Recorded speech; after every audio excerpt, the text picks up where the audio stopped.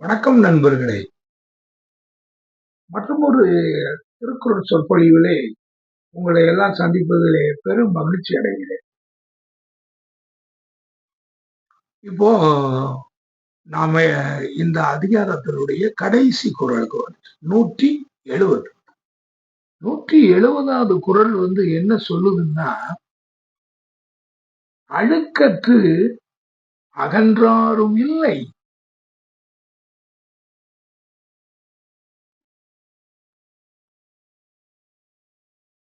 அஃது இலார் பெருக்கத்தில் தீர்ந்தாரும் இல்.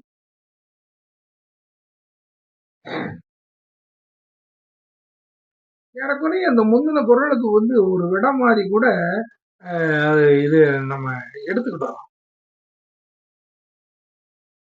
அவர் என்ன சொல்றாருன்னா, அந்த அந்த அழுக்காறு இருந்தா என்ன தீமை உண்டுங்கிறது அத அப்படியே சொல்றாரு.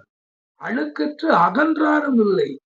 அவன் அந்த இதுகளெல்லாம் அ உள்ளவன் அகன்றார் என்றால், அவன் பெரிய அளவுல அவன் வளர்ச்சி அடைந்திடவும் முடியாது.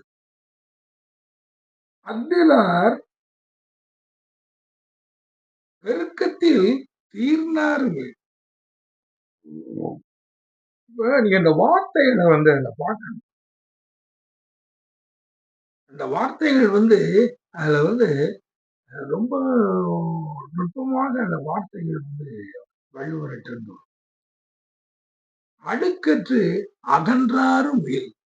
இதுல நீங்க முன்னால உள்ள இதுல கூட அ ஆக்கமும் கேடும் அப்படிங்கிற வார்த்தையெல்லாம் அதுல அவர் போட்டாரு. ஆனா இங்க இந்த ஆக்கம் கேடுங்கிறதெல்லாம் அவர் போடல.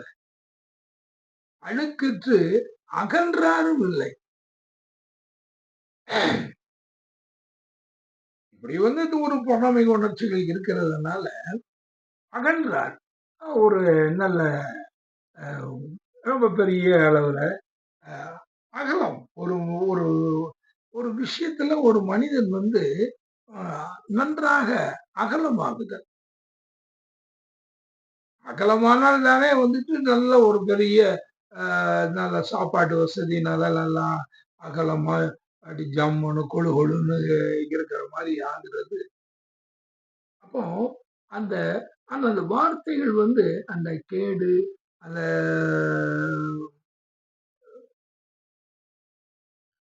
அந்த ஆக்கம் அப்படிங்கிற வார்த்தைகள் இல்ல. ஒரு பொதுவான வார்த்தை. அகன்றாரும் இல். அழுக்கற்று அகன்றாரும் இல். அஃதிலார் பெருக்கத்து தீர்ந்தாரும் இல். பெருக்கம்னா, ஒரு நல்ல ஒரு வசதி வாய்ப்புகளோட இந்த இதுல இருக்கிறவங்க, அது தீர்ந்து போகாம இருக்கிறது. கேடு இல்ல. தீர்ந்து போகுது. அவங்க அப்படி ஒண்ணும் அந்த பெருக்கத்துல இருக்கிறவங்க, அது தீர்ந்து போற மாரி அவங்களுக்கு வாழ்க்கை அமையாது. இவங்களுக்கு ஆ அழுக்கற்று இவன் என்னத்த தான் இருந்தாலும், அவன் அகலமாக முடியாது. இதுதான் இது இத இப்ப அந்த போன குறளுக்கு ஒரு ஆன்சர், ஒரு பதில் மாரி கூட இத நாம எடுத்துக்கலாம். இதுதான் அதுல உண்மை. அத அப்படிப்பட்ட ஒரு சூழ்நிலை ஒரு எதிர்பாராத ஒரு சூழ்நிலைகள நாம சந்திக்கிறோம். அது ஒரு பக்கம். ஆனால், அது என்ன காரணம் அப்படிங்கிறத நாம அத சிந்திச்சு பார்க்கணும்னு அவர் சொல்றாரு. ஆனால், அவர் சொல்லுவது என்னன்னா, "அடுக்கற்று அகன்றாருமில் பெருக்கத்து அ அஃதிலார் பெருக்கத்து தீர்ந்தாருமில்." அவன் ஒரு நல்ல ஒரு பெருக்கமா இருந்தவன், அது அவனுக்கு தீர்ந்து போகாது. அந்த அழுக்கில்லாமல் அவன் நல்லவனாக இருந்து, அவன் ஒரு நல்ல ஒரு வாழ்க்கையை அவன் அடைந்தவன். நல்ல வசதியோடு, நல்ல நிம்மதியான வாழ்க்கையை வாழ்ந்த ஒருவன், செல்வச் செழிப்போடு வாழ்ந்த ஒருவன். அது அவனுக்கு தீர்ந்து இல்லாம போகாது. அஃதிலார் அவன் வந்து இருந்த வந்து அந்த அவன் அவன் இருந்த லெவல் என்னப்பா! இன்னைக்கு இப்படி தர ரேட்டுக்கு வந்துட்டானே! அப்படின்லாம் கிடையாது. அது நல்லா இருந்தாங்க. இப்ப என்னமோ தெரியல. கொஞ்சம் டல் அடிச்ச மாரி தெரியுது. அ அப்படின்னு சொல்லி யாரும் சொல்லுவாங்களே ஒழிய, மற்றபடி வந்து இல்ல. அவங்க வந்து மோசமா போயிட்டாங்க. அவங்க புத்தி தான் அதுக்கு காரணம். அப்படிங்கிற மாரிலாம் அவங்க இருக்க மாட்டாங்க.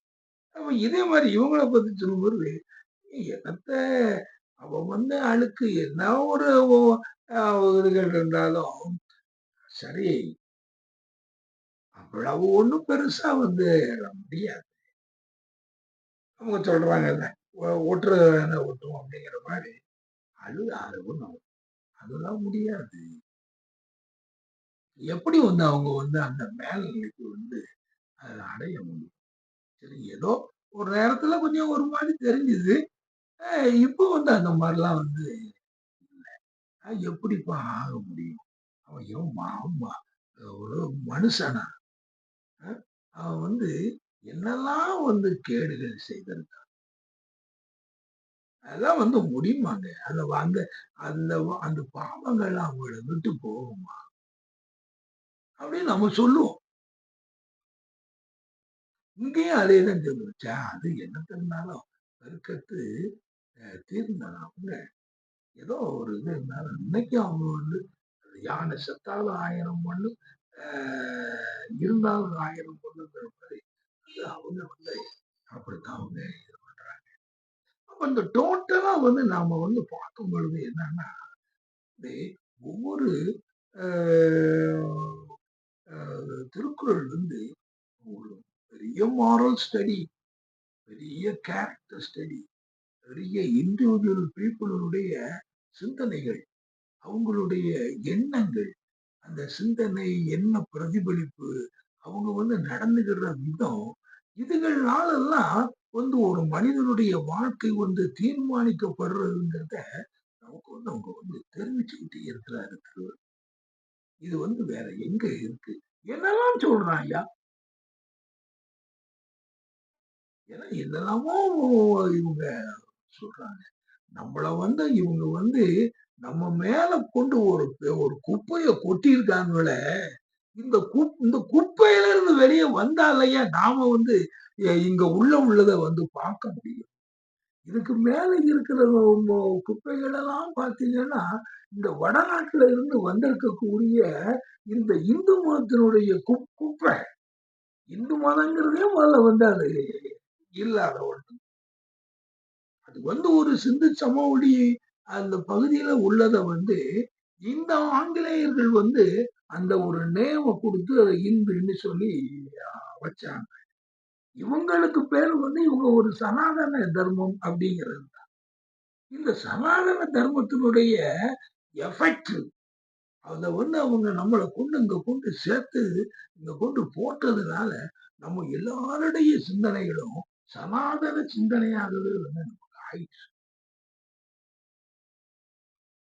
இன்னைக்கு கூட சுப்ரீம் கோர்ட்ல வந்து அந்த தீர்ப்பு வந்து நேற்று வந்து உதயநிதி ஸ்டாலின் அந்த சனாதனத்த பத்தி ஒரு எதிர்ப்பு குரல் குடுத்ததுக்கு வந்து அந்த கேஸே வந்து அத டிஸ்மிஸ் பண்ணிட்டாங்க சுப்ரீம் கோர்ட்ல.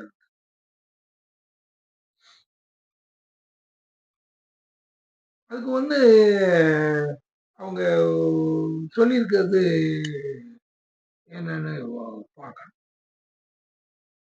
இதுகள் வந்து விழுந்ததுனால தானே வந்து நம்மளால வந்து ஒண்ணும் பண்ண முடியல. இல்லையா?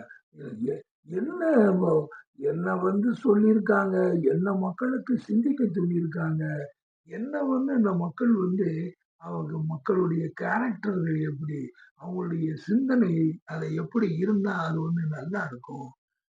என்ன மனநிலையோட நீ இருந்தா நீ வந்து ஒரு நல்லவனா இருக்கலாம். அப்படிங்கிற மாரி எந்த இதுவுமே இல்லையே. எல்லாம் வந்து அவ்வளவும் வந்து கற்பனை. அவ்வளவும் நேத்து கூட இந்த ராமாயணத்துல வந்து அந்த கடைசியில வந்து ராமர் வந்து அவருடைய நம்ம ராவணன இந்த கொல்ற மாரி உள்ள அந்த காட்சிகள்லாம் வந்து நேற்று வந்து போட்டிருந்தாங்க. இதுகள் எல்லாம் வந்து நமக்கு என்ன நம்பிக்கையை ஊட்டுது? என்ன மாறல சொல்லுது? ஏதோ வந்து அ ஒருத்தன் வந்து அ ஒரு இடத்துல ஒரு மன்னன வந்து கொல்றதுக்கு இவங்க வந்து என்ன பிளான் பண்ணி எப்படியோ வந்து அத செய்றாங்க. அதுக்கு வந்து எல்லா கடவுள்களும் கடவுள்கள் அவ்வளவு பேரும் நின்னு கிரிக்கெட் மேட்ச பார்க்குற மாரி சண்டைய பார்த்துக்கிட்டு இருக்காங்க. இது என்ன ஒ ஒ கூத்து? இல்ல இப்படித்தான் வந்து இதான் உலக வாழ்க்கையா நடந்துகிட்டு இருக்கு. இதையெல்லாம் விட்டுட்டு நாம ஒரு சிந்திச்சு இந்த இது அவ்வளத்தையும் வந்து எங்க கொண்டு சார் போடுறது? எங்க எவனாவது வந்து இந்த அகில உலகத்துல எங்கேயாவது ஒரு இடத்துல இந்த மதம்னு சொல்லி வந்து இப்படிப்பட்ட ஒரு இத வந்து அவங்கெல்லாம் வந்து முன்னால ஏற்றி வச்சிருந்தாங்க. ஹோமரு, இலியடு அப்படி இப்படிலாம் அந்த கிரேக்க இதுகள் எல்லாம். எவனும் இன்னைக்கு அது ஒரு கதையா உட்கார்ந்துகிட்டு இருக்கு.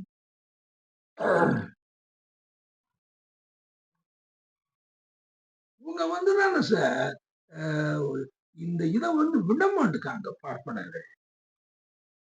நான் வந்துகிட்டு இது இருந்தா தான் நான் பிராமினா இருக்க முடியும். நான் வந்து பிரம்மாவனுடைய முகத்துல பிறந்தவனாக இருக்க முடியும். அப்படி இல்லன்னா வந்து அவனுக்கு வந்து என்னன்னா, அவனுக்கு பிராமின்னு இருக்கணும். அவன் வந்து பிறப்பால் வந்து நான் பெரியவன்கிறத அவனுக்கு வந்து காமிக்கணும். சாதாரணமா வந்து எதுவும் கிடையாது. இது எப்படி வந்து நீங்க வந்துட்டு ஈக்குவாலிட்டி அது இதுலாம் சொல்றீங்கல்ல, இத முதல்ல நீங்க தூக்கி வீசுங்க சார். இதெல்லாம் இந்த நாட்டுல வந்து நீங்க வந்து சுப்ரீம் கோர்ட் என்னைக்கு தூக்கி வீசிட்டாலும், அன்டச்சபிலிட்டி இஸ் ரிமூவ்ட் அப்படின்னு சொல்லிட்டு அரசியல் சட்டத்துல எழுந்தீங்கல்ல, அதுல வந்து caste is removed equality is எஸ்டாப்ளிஷ்ட்ல நீங்க போட்டுருக்கணும். ஆக இது எல்லாமே வந்து இன்னைக்கு இல்ல. காரணம் என்னன்னா, அந்த மக்களுடைய வளர்ச்சி எப்படி இருக்கணும்? மக்களுக்கு வந்து எத சொல்லணும்? மக்களுடைய வந்து அவங்களுடைய புத்தி வந்து அவங்களுக்கு வளரணும். அவங்களுக்கு வந்து நீங்க வந்து சிந்திங்கன்னு சொல்லணும். உங்களுடைய உணர்ச்சிகளை வந்து நீங்கள் வந்து கட்டுப்படுத்தி, அந்த உணர்ச்சிகளை சரியான முறையில் ஹேண்டில் பண்ண தெரிந்தால் தான், நீங்கள் வந்து ஒரு நல்ல வாழ்க்கையை வாழ முடியும். உணர்ச்சிகளுடைய இதுகளுக்கு நீங்க வந்து அது உணர்ச்சி வந்து உணர்ச்சி வசப்பட்ட வாழ்க்கைய வாழ்ந்து, அதனால வந்து தானே எல்லா துன்பங்களும் வருது. பொறாமை ஒரு உணர்ச்சி, கோபம் ஒரு உணர்ச்சி. அப்ப இதுகளை எல்லாம் மனிதர்கள் கட்டுப்படுத்தக்கூடியவர்களா இருக்கணும்னா, கட்டுக்கதைகள விட்டுக்கிட்டு இருக்கீங்க. இதையெல்லாம் இத சொல்லி எவனாவது நல்லா அந்த பாருங்க, அந்த கடவுள்களே வந்து அந்த அ ராமனுக்கும், ராவணனுக்கும் நடக்கிற அந்த கடைசி அந்த போர வந்து பார்த்துக்கிட்டு இதுதான் இதத்தானே நீங்க குடுக்க முடிஞ்சிருக்கு. இத நம்ம மக்கள் வந்து நம்ம மக்களுடைய மைண்ட் வந்து அத விட்டு போமாட்டுங்க. சார் 2000 வருஷ காலமா படிச்ச விஷயம் சார். எப்படி போகும்? அத போறதுக்குள்ள வழிய வந்து அத சொன்னா, இவங்க வந்து அவ்வளவு ஒரு நீ வந்து இந்த இடத்த துவேஷம் பண்ணி பேசுற, நீ அத துவேஷம் பண்ணி பேசுற. இது இல்லாத ஒண்ண வந்து ஒரு மதமா ஆக்கி வச்சிருக்கான். இந்து மதம் என்பதே கிடையாது.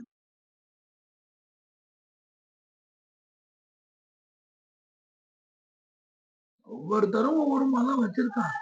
ஆனா இந்த இந்து மதம்ங்கிறது வந்து ஏமாற்றுவதற்காக வந்து அது ஒரு ட்ரம்ப்ட் அப் ரிலிஜன்.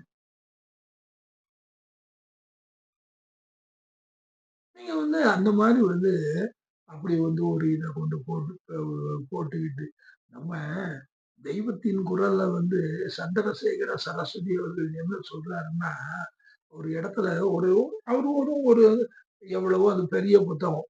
அதுல வந்து எவ்வளவோ விஷயங்கள் வந்து அவங்களுடைய ஜாதிக்காரங்களுக்கு அவர் சொல்றாரு. அப்படி சொல்லிட்டு வரும்போது ஒரு இடத்துல சொல்றாங்க, "நல்ல வேளை இங்கிலீஷ்காரன் இந்து என்று வைத்தான், பிழைத்தேன் நான்." அப்படிங்கிறார். ஏன்னா இந்துன்னு சொல்லி இவங்க எல்லாத்தையும் அவர் வந்து இது பண்ணிட்டார். ஆக அது இல்ல. அந்த இதையே ரிமூவ் பண்ணியாச்சு அப்படின்னு சொல்லியாச்சுன்னா, இன்னைக்கு வந்து இந்த பிஜேபியினுடைய அ அவங்க வந்து the ground beneath their feet will be Khan.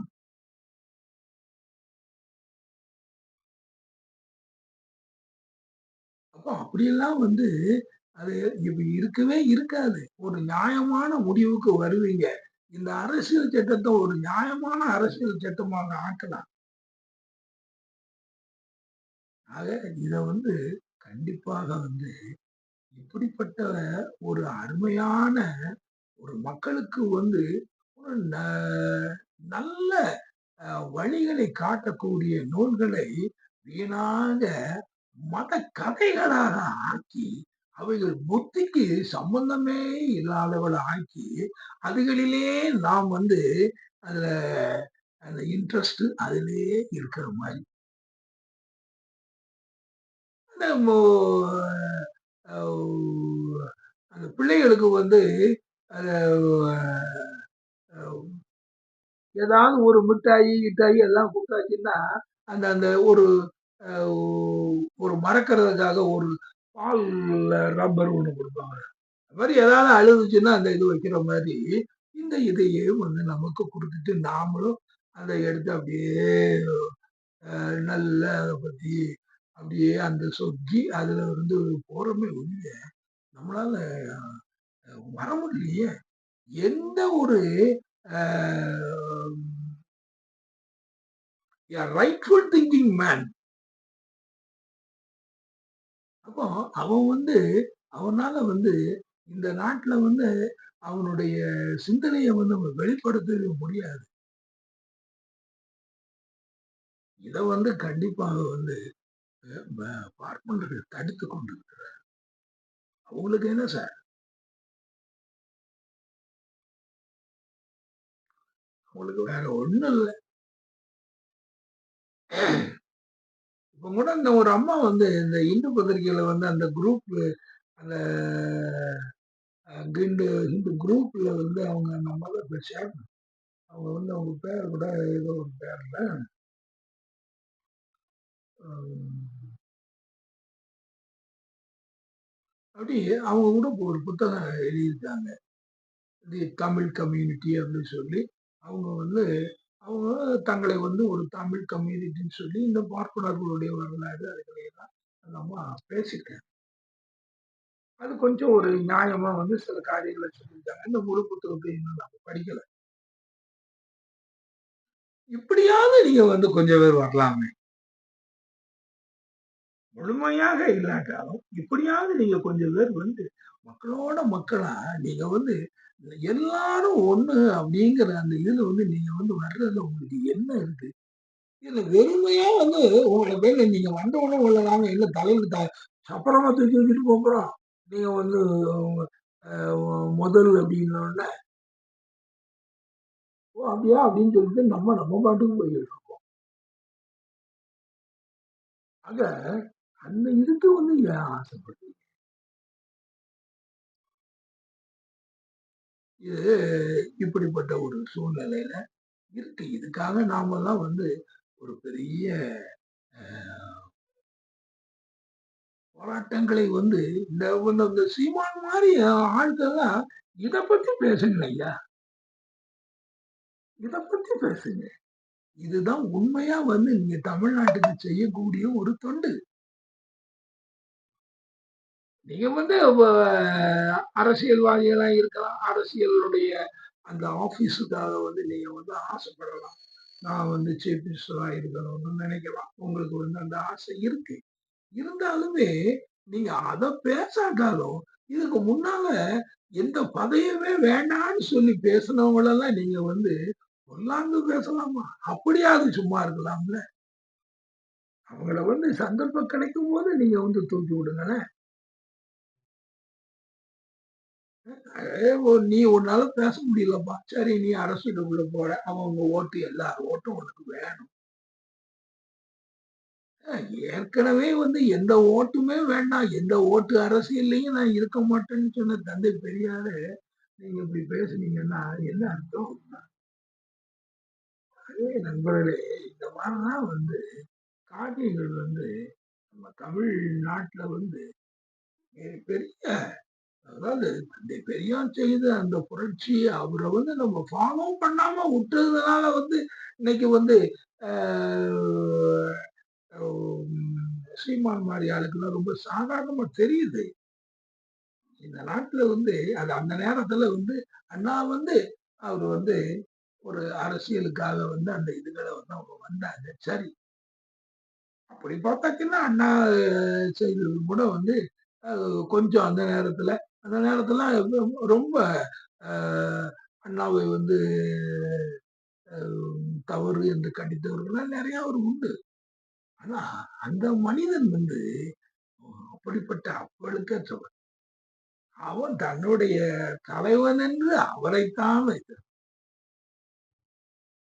எங்க எப்படி போனாலும் 67 தேர்தல்ல ஜெயிச்ச உடனே நேரா போய் பார்த்தது அவர தானே. காஞ்சி காமகோடிய போய் பார்த்தாரு. காஞ்சிபுரத்துக்காரரு. ஆக இதெல்லாம் வந்து நம்ம வந்து நாட்டுல வந்து அந்த ஒரு புரட்சி வந்து பெரும் புரட்சியாக ஆயிருக்கு. இந்த நாட்டினுடைய தலை விதி, இந்த தமிழ் மக்களின் சாபம். என்ன நீங்க தெரிஞ்சுக்கிட்டீங்க? உங்களுடைய நீங்க எவ்வளவு பெரிய இடத்துல உள்ளவங்க. எல்லாம் தெரியாம குப்பையெல்லாம் தூக்கி தலையில போட்டுக்கிட்டு, அ பெரிய இதா வந்து எல்லாம் பெருசா அதெல்லாம் வந்து ரைட்டு நம்ம அப்பப்பவும் புலம்பத்தான் செய்றோம். அ இதுகளெல்லாம் மக்கள் மத்தியில கொண்டு போகணும்னு நினைக்கிறேன். என்னால முடிய மாட்டேங்குது. தந்தை பெரியார மாரி வந்து அந்த சேவைய வந்து செய்யணும். சரி நண்பர்களே. இன்னைக்கு இப்படி வந்த ஒரு அற்புதமான அந்த அந்த குரல்ல வந்து எல்லாத்துக்கும் அந்த விடைய வந்து அவர் கடைசியில சொல்லியிருக்காரு. சரி இன்னும் இதுல நெறையா 171ங்கிறதுல வந்து அவருக்கு இன்னொரு அ தலைப்புல வந்து அவரு எழுதியிருக்காரு. அத நம்ம என்னன்னு பார்ப்போம். அதுவரை நன்றி கூறி விடைபெறுகிறேன். நன்றி, வணக்கம்.